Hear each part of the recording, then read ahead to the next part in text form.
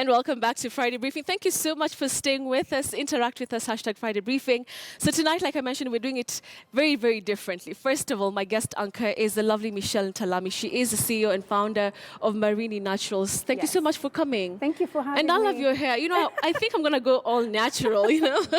Come read Betsy. news with the afro or something. You know, is it allowed, by the way? Why not? Excellent. Yeah. Aren't we African? Proud to be African. Exactly. All right, so I want, before we start the discussion, for you to tell us more about what we have on that side of the studio. So we have a competition, and we want to involve our audience. So let's go right there and just explain to us what's happening and introduce the lovely ladies and gentlemen. Good. Right. So this is our crew. This is Sherry Gaki. Sherry is a blogger. Can I touch? you know, naturalistas are very protective over there. By the way, very protective. So Sherry is a travel blogger. She has a blog called Kwetu by Sherry. And she's also one of our models. We work very closely with her. And this is Jay Praise. Jay Praise is one of our best natural hairstylist. All right. She's from Nairobi. She's like, don't forget award-winning. Award-winning twice over, Wow, that's Female Stylist of the Year. So she's a winner. And she's also, she has a company called J Praise Naturals. That's her salon, and it's also on Facebook. And then over here we have Nasra. Nasra is also one of our favorite models. She has sort of the looser curl type kind of hair. So she's Nasra, and she's also a marketer. So we also work very closely with her. And we have Paul Moherai from Mombasa. So from Mombasa. So today it's gonna be, do you guys think men are better hairstylists or women? Actually, that's what he's You know, about. Is it about men or women? Or do you think Nairobi versus Mombasa? Nairobi versus Mombasa.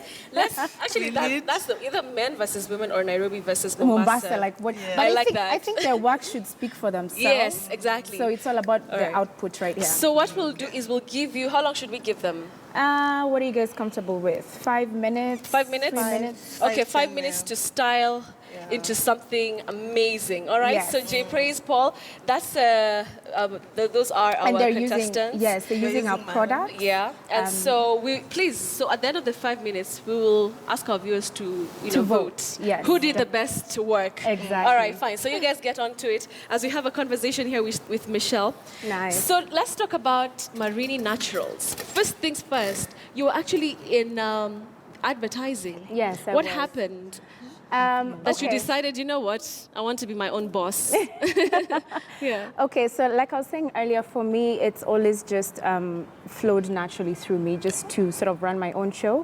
But I can tell you Marini is very much about advertising as well. It's very much about advertising. It's very much about design, about marketing, positioning. Everything I ever learned in school, I applied to Marini Naturals. So the shift is actually not that big. It's just that Marini Naturals is in the hair care industry, and my background is in the branding and marketing industry. All right, so the reason why you got into, hair care, is it first because you are a naturalista, or it's something you saw that was missing in the industry here in Kenya? It's actually both, because my journey began 3 years ago in 2013 when I was just done with chemicals and relaxed hair, and my hair was thinning and everything, so I cut my hair like boy short. So first, wait, so you had relaxed your hair? Yes, I had relaxed my hair. Like some of us? Yes. And so I had cut my hair, and I just decided, you know what, I want to live healthier. I want to live a more holistic lifestyle. So, and then when I cut my hair, I looked at myself in the mirror and was like, what do I do with this hair? But that's some serious guts. I mean, cutting your hair. If you tell me to cut my hair right now, probably I will take so long to do it. Really? Yeah. You should try. I always say I have never seen a lady who's cut her hair and looks bad. It literally sheds 10 years off your face. So we should try it. You should definitely try it. Okay. All Although right. you're rocking that band. You're fine. Thank you. No, but I think I'm going to go for the Afro look soon. You should, I by think the way. So, yeah. I think got you guys you. are really We're here cool. for you. All right. So you're telling us about the journey. So I looked at myself in the mirror. I was like, how do I maintain this hair? Yeah. I mean, natural hair grows very fast, by the way. And it's not as soft as relaxed hair. Yeah. So it's very kinky, very, you can see. I can see that, yeah. It's very kinky and it's very, it can be difficult to maintain. So I started ordering products from abroad. And when I looked at my budget, it was off the roof. I was spending around 6,000 to 8,000 just on imported products. Okay. So I saw that this is not something I could keep up with. Because, you know, as women, you have a budget for beauty. Everything, clothes. 50% is beauty. The other 50% is everything. Everything else. So even that 50 was too much. Yeah. So I just decided, you know what? I am actually just going to try and make my own homemade remedies with coconut oil and glycerin. And I started buying those products from supermarkets and mixing my own products. And the thing is, those products would actually work. Like, basic as they are, natural as they would work really well for my hair. I hear about castor oil. Castor oil, coconut oil, flaxseed gel. I love flaxseed gel. It would actually just detangle my hair instantly. So I'm looking at, why do I need to spend 4,000 shillings on a detangler and I can make flaxseed gel at home? All right. And the more I gave these samples out to my friends, the more they loved it and the more their hair was detangled and moisturized. And one of my friends, actually, she's called Shiro, she told me, you know what, Michelle, I think you should get paid to do this. And for me, that's what struck the idea. Like, I should. But I was like, no, it should be a multinational doing this, you know. I'm just this person. But later on, when I thought about it, I was like, I don't need to be a big corporation to do it. I could just do it, and I did. So, I mean, how did you come up with the contents of it? I mean, I don't know if you have a background in the scientific, aspect of all this, because it really is, science heavy. It's science. So, I mean, did you work with a team? How expensive was it? So my research began 3 years ago, right from that 2013. To claim quality, you have to really put in the time. You can't just say quality. There needs to be documented evidence of that. So for me, it was 3 years ago. Wow. And I got introduced to one of the top cosmetic formulators in the country, with whom I work with her until today. I got introduced to her in 2014. We've worked together, we've built excellent products. We put together a sample, rather a focus group on WhatsApp, and we just kept asking the ladies, like, do you like the products? Are they fine? So every time I'd go back to my formulator and tell her, my focus group said that the detangler probably needs to be more detangled or whatever. And that's how we got to do it, So Michelle, there are very many people out there who are looking, especially young, men and women who are looking at you and thinking, how were you able to finance such, big project? How easy was it or how hard was it? Did you have money given to you on a silver platter, like, here, go ahead and, let's do this. That. But what happened? What is the journey? What is the story behind this? So I like to say that I really worked hard for this, and I still do. There was no easy way out. There was no funding. There was no initial funding or just, money given to me on a silver platter. I have another branding and design agency that I co-own with my partner, Niati. And that branding agency was able to fund Marini Natural. So I pumped in some money from that.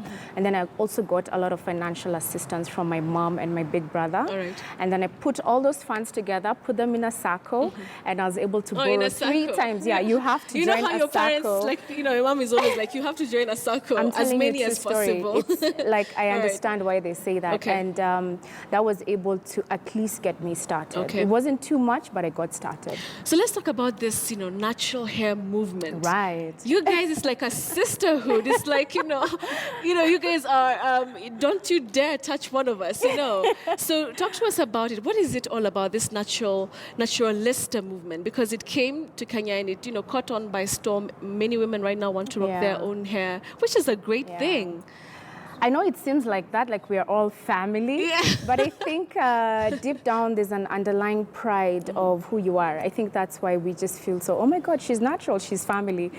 I just think it's all of us guys are no. on the dark side of life. You'll cross over soon, Betty. Let's wait and see. Probably, I think it's just because when you cut your hair, you are actually becoming vulnerable. It's called the BC? Yeah, the big chop. The big chop. Yeah, I did that. And you're becoming very vulnerable. You're showing a side of yourself that no one has ever seen. You're literally baring your face to the world, and your hair. Women are used to long, 1 minute hair. to go.